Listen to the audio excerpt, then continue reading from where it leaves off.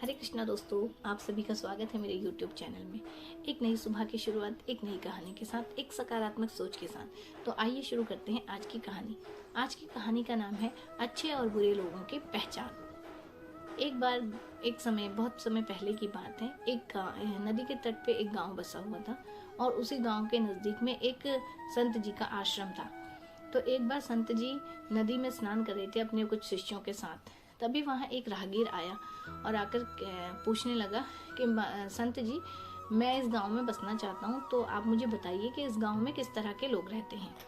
तो संत जी ने कहा, मुझे पहले एक बात बताओ कि आप जहाँ पहले रहते थे वहाँ पर आपके आस पड़ोस में किस तरह के लोग रहते थे।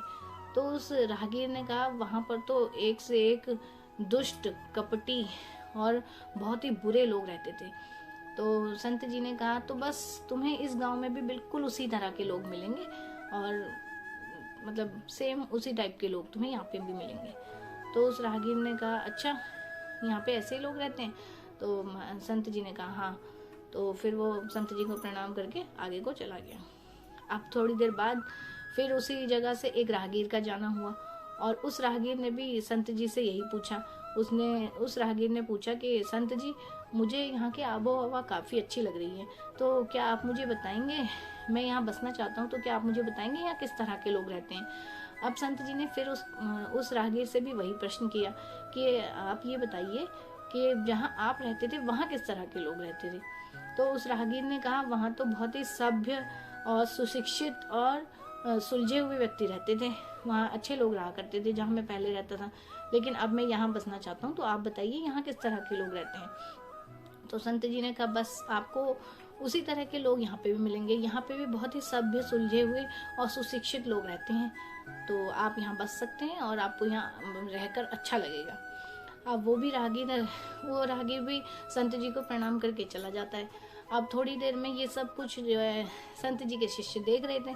तो देखने के बाद उन्होंने फिर उनसे रहा नहीं गया शिष्यों से, तो उन्होंने संत जी से पूछा कि संत जी, एक बात बताइए, आपने इससे पहले जो राहगीर आया था उससे आपने ये बोला कि ये जगह तुम्हारे रहने के लिए ठीक नहीं है, मतलब यहाँ बुरे और दुष्ट लोग रहते हैं, एक ही जगह के बारे में आपने ऐसे कैसे बोला।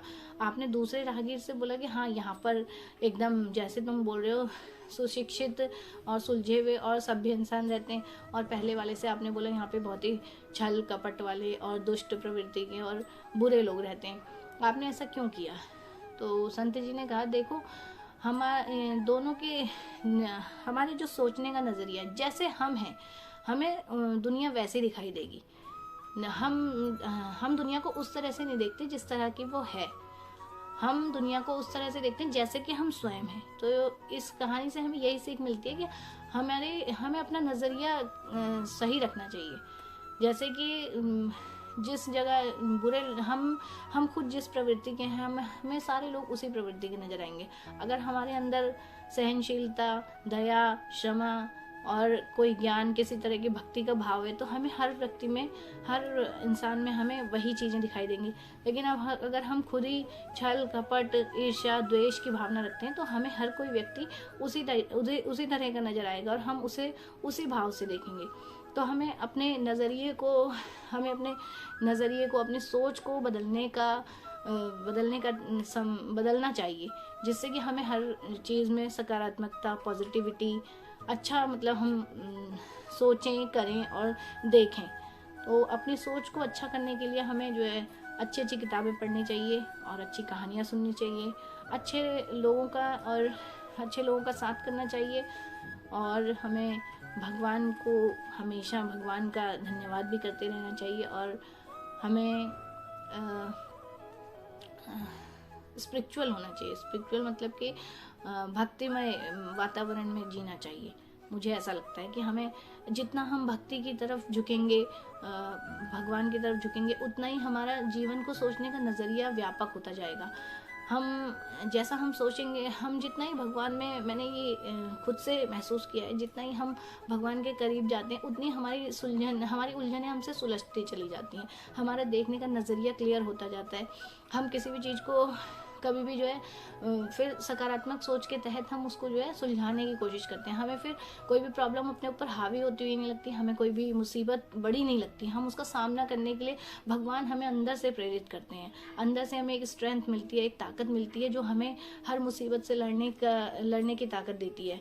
हमारे अंदर से हम महसूस करते हैं कि कुछ है, कोई एक शक्ति है जो हमारा साथ दे रही है। तो मुझे ऐसा लगता है कि हमें भगवान के प्रति हमेशा धन्यवाद करना चाहिए, उनके कृतज्ञ रहना चाहिए और भक्ति में आगे बढ़ने की कोशिश करनी चाहिए, क्योंकि भक्ति है तो सब कुछ पॉसिबल है। कभी भी आपने ये नहीं सुना होगा कि किसी भक्त ने आत्महत्या कर ली है, किसी भक्त ने अपने जो है किसी के साथ बुरा किया है। हाँ, ये अलग है कि कुछ आडंबर करने वाले लोग जो ऊपर ही ऊपर आडंबर करते हैं कि हम भक्त हैं, वो दूसरों के साथ बुरा कर सकते हैं, लेकिन जो एक सच्चा भक्त होगा वो कभी किसी के साथ कुछ बुरा नहीं करने ना होने देगा ना करेगा। तो कहीं ना कहीं मुझे ये लगता है कि अगर हम भगवान की भक्ति करते हैं और हम अपना दया भाव रखते हैं अपने दिल में, तो हम किसी के साथ गलत नहीं करेंगे। एक सच्ची सोच के साथ, एक सकारात्मक सोच के साथ अपना हर दिन शुरू कीजिए। अपने हर रात को भगवान का धन्यवाद करिए, धरती माता को धन्यवाद कीजिए। इसी के साथ आशा करती हूँ आपको कहानी पसंद आई होगी। कल फिर मिलूंगी एक नई कहानी के साथ। तब तक के लिए भारत माता की जय। जय जवान जय किसान। हरे कृष्णा। आप सभी का बहुत बहुत धन्यवाद।